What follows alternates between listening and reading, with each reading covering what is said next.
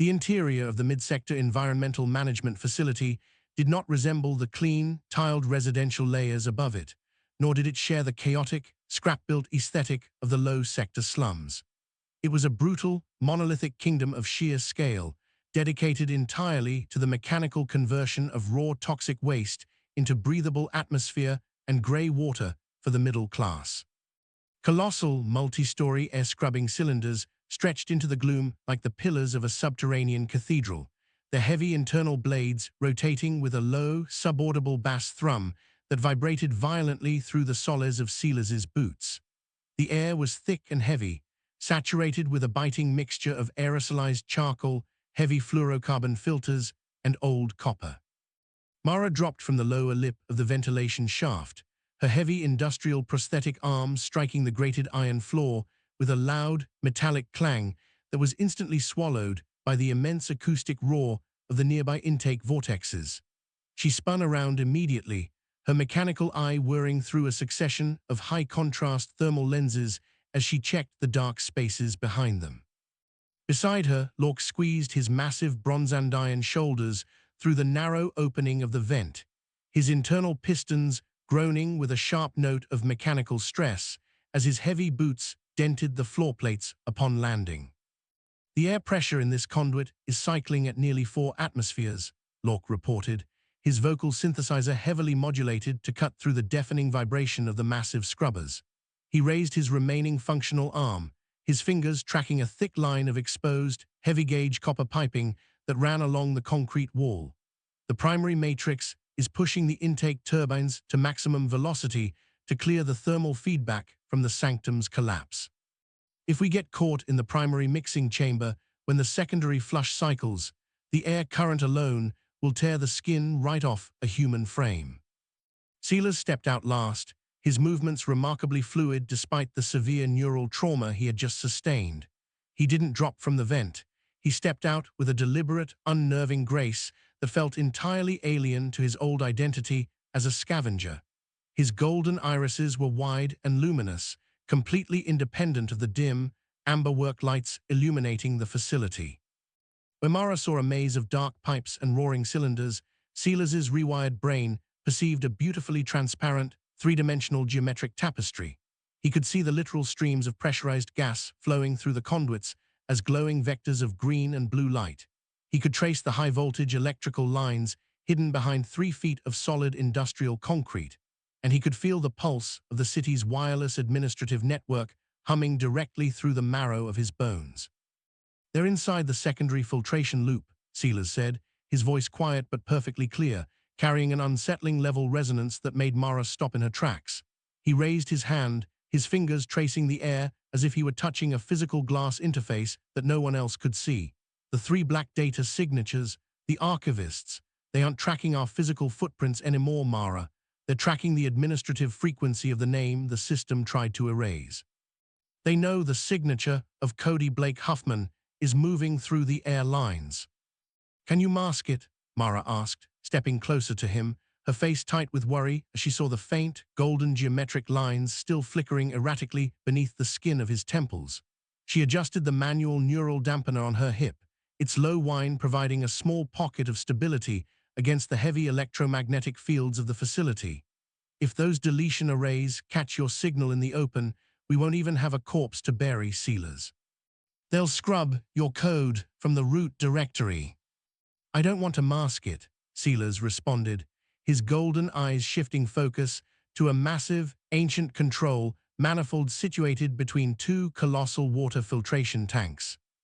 The manifold was an old industrial relic, its heavy iron housing covered in a thick layer of grease and oxidation, its parameters regulated by mechanical valves and physical spring-loaded pressure gauges rather than modern digital interfaces. To an ordinary technician, it was a piece of obsolete manufacturing junk. But as Silas stared at the interlocking gears and the heavy counterweights, a sudden, powerful rush of unlinked clarity flooded his awareness. He didn't see a foreign corporate machine. He recognized the mechanical logic. It matched the structural parameters of the manufacturing environments he had seen in his lucid coma, the rhythmic, heavy machinery, the balance of fluid dynamics, the specific, practical engineering required to keep a massive system operating under pressure. He knew exactly how much load those copper lines could take before the seals failed. This facility was built 60 years ago during the mid-tier expansion, Sealers murmured, his fingers wrapping around a heavy, counterweighted iron lever on the side of the manifold. The core code of the primary matrix regulates the digital valves, but the physical bypasses are still completely mechanical. The archivists are digital constructs operating within a physical shell. They expect an equation. They expect an administrative override script that they can intercept and delete. They don't expect a wrench. "What are you planning, kid?" Lork asked, his vertical amber lenses clicking as he watched Sealers balance his weight against the heavy lever. "I'm going to change the mixture," Sealers said, a cold, focused determination tightening his jaw. "They're tracking my name through the wireless grid. I'm going to drop my signature directly into the primary air-scrubbing fluid, route the pressurized line through the secondary mixing chamber, and turn this entire sector into a blind loop of unlinked data static. If they want to find Cody Blake Huffman, they're going to have to breathe him in." 2,000 feet above the roaring turbines of the filtration grid, the absolute darkness of the vertical orbital lift shaft was torn apart by a continuous, brilliant shower of white-hot kinetic sparks. The private elevator car was in a state of violent, catastrophic freefall.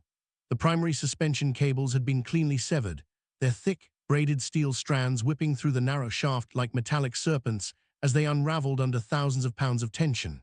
Inside the luxurious, gold-trimmed compartment, the artificial gravity stabilizers had completely failed, leaving the immaculate white furniture and loose data spikes to float chaotically through the air like debris in deep space. The Supreme Commander was pinned against the reinforced glass observation wall.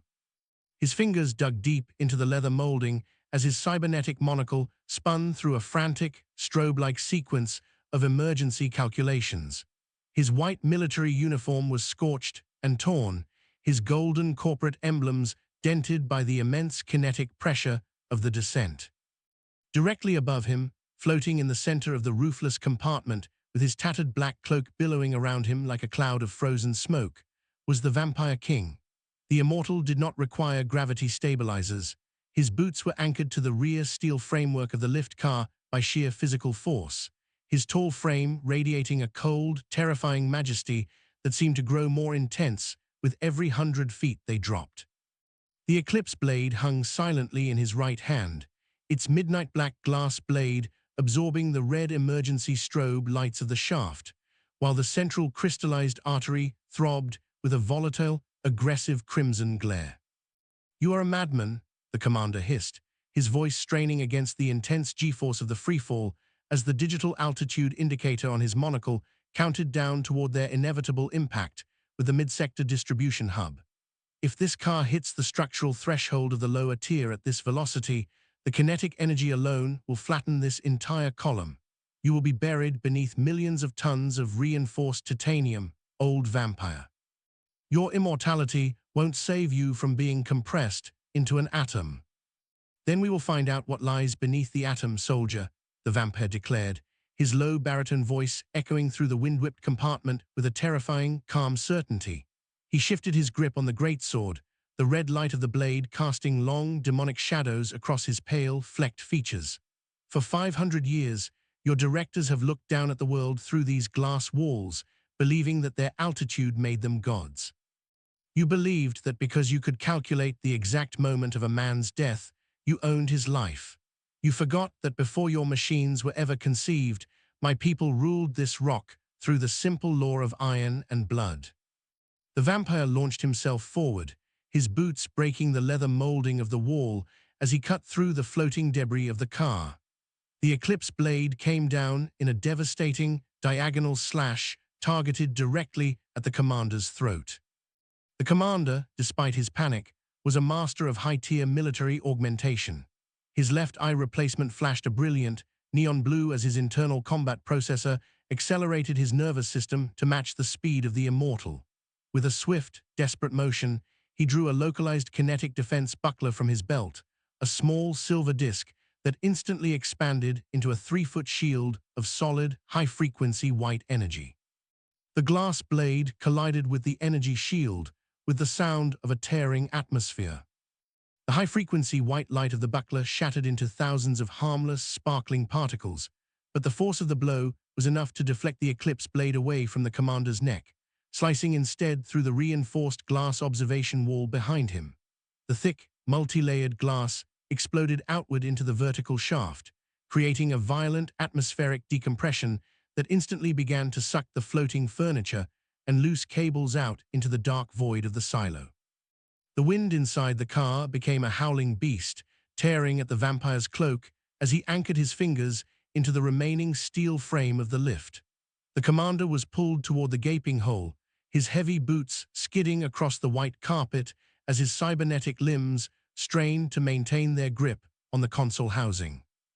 "The core is already desynchronizing," the commander shouted over the roar of the wind, his teeth bared in an ugly grin of desperate defiance as he pointed his white-gloved hand toward the dark landscape of the city rushing past the broken window.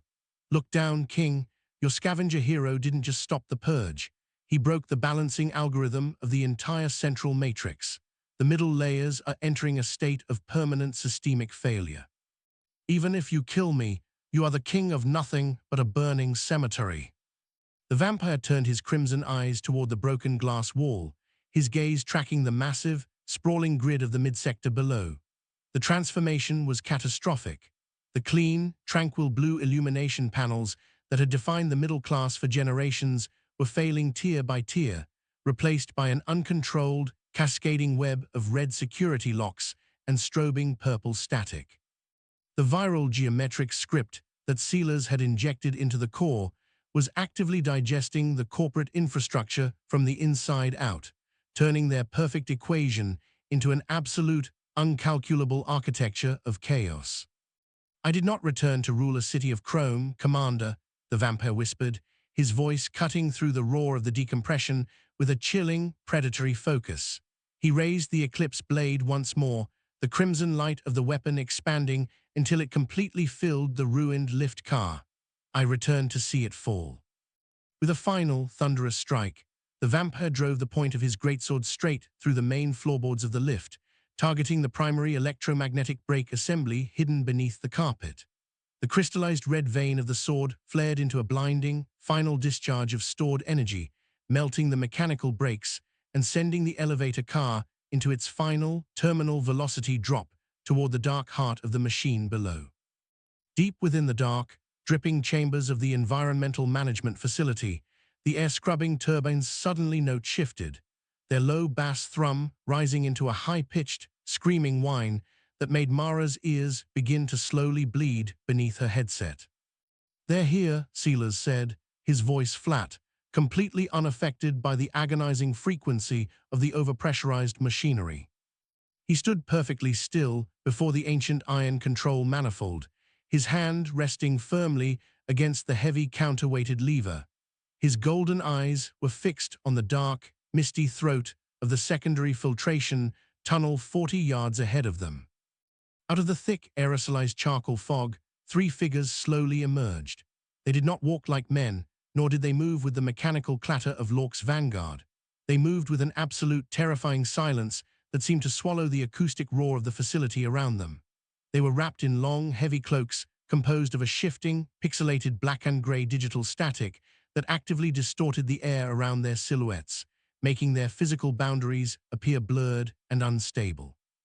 They had no faces. Where their heads should have been, there was nothing but a smooth, vertical void of absolute black glass that absorbed the amber light of the facility without a single reflection.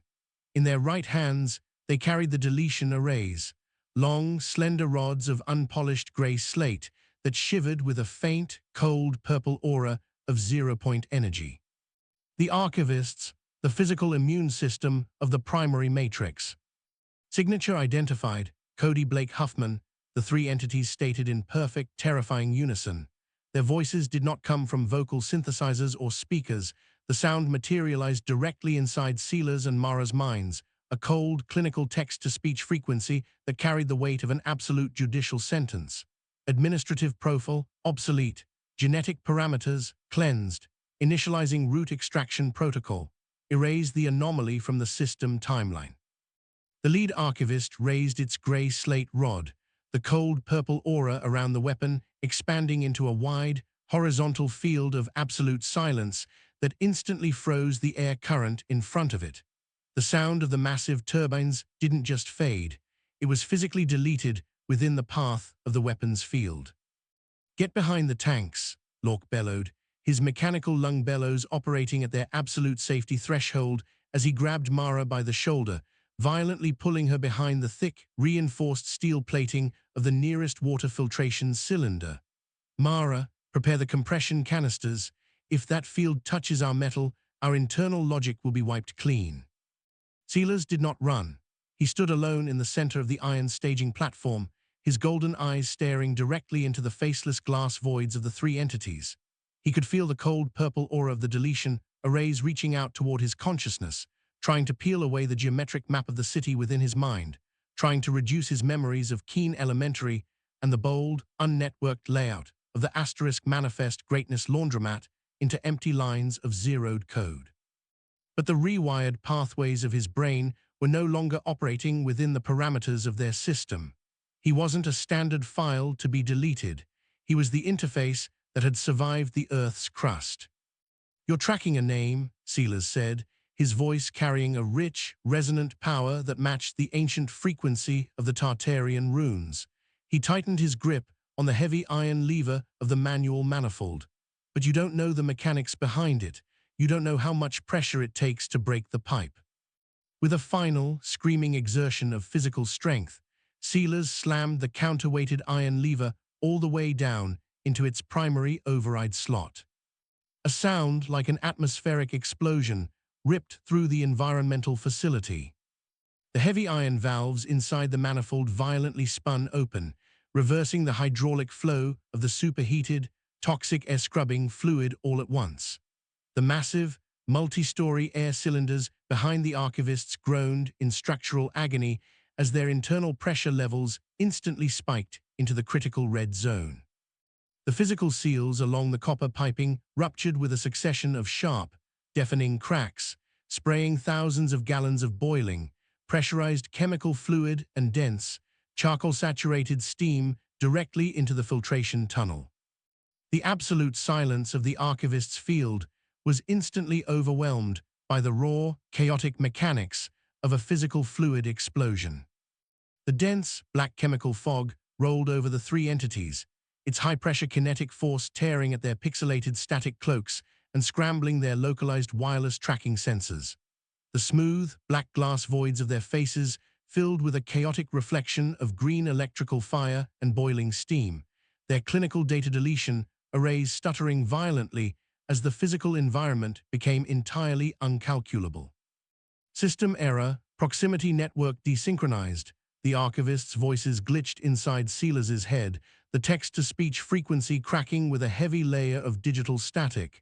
"Target signature lost. In the mixture, unable to isolate, Cody Blake, Huffman." "Now Lork," Sealers shouted, his golden eyes tracking the exact coordinates of the three glitched entities through the thick white wall of steam. "Smash the infrastructure." The mechanical leader didn't need to be told twice. Lork leaped out from behind the water tank, his massive bronze frame vibrating with a primal, industrial rage. He raised his dented pneumatic hammer with his single functional arm, the tool whistling with a high-pressure leak as he brought it down with absolute force directly against the main concrete structural support pillar running along the center of the filtration tunnel. Boom! The concrete pillar shattered into fine dust, the immense weight of the ceiling tiles and the residential subflooring above them caving inward all at once. Thousands of tons of reinforced structural blocks, chrome conduits, and twisted fiber-optic cabling fell like an avalanche into the filtration tunnel, completely burying the three archivists beneath a massive, smoking mountain of corporate debris. The green electrical fires inside the tunnel slowly subsided into a low, flickering glow, leaving the facility in a heavy, breathless silence, broken only by the constant, rhythmic hiss of escaping steam from the ruptured manifold. Mara scrambled out from behind the water tank, her mechanical eye spinning through its diagnostic lenses until she located Sealers. The scavenger was leaning heavily against the iron manifold, his chest heaving as the golden light in his eyes slowly dimmed back to a quiet, steady amber hue. He was exhausted, his body covered in dark chemical soot and old grease, but his grip on the cylindrical data capsule never slipped. "Did we do it?" Mara whispered, her voice trembling as she looked at the massive pile of collapsed concrete that completely blocked the secondary filtration tunnel. "Are they gone?" "They're buried," Sealers said, wiping a fresh line of dark blood from his lip as he looked at the green system, alerts still flashing through the broken ceiling panels above them. "But the Matrix is already generating a correction script. The Supreme Commander is falling through the central lift shaft right now, and the King is with him. The whole city is desynchronizing, Mara. The boundary between the tiers is dissolving." Before Lork or Mara could respond, a terrifying, low-frequency shockwave rippled through the floor plates of the facility, a visceral, earth-shaking thrum that was significantly larger than the core explosion in the sanctum. It felt as though a mountain had just collapsed deep within the center of the mid-sector distribution hub. The thick concrete walls of the environmental facility began to rapidly split apart, revealing the vast, dark vertical silos of the orbital lift shafts beyond them. A brilliant, blinding column of crimson light and white-hot mechanical debris erupted upward through the dark shaft, signaling the terminal impact of the private elevator car below. Sealers straightened his posture, his amber-glowing eyes locking onto the open, smoking gap in the concrete wall. The time for hiding in the shadows of the middle tier was officially over. The architecture of the entire world was fracturing, and the final line of the code was waiting to be written in the light of the rising sun. "Load your canisters, Lork," Sealers said, his voice dropping into a hard, revolutionary tone that echoed through the dark, steaming ruins of the filtration grid. "The elevator just arrived. It's time to meet the King."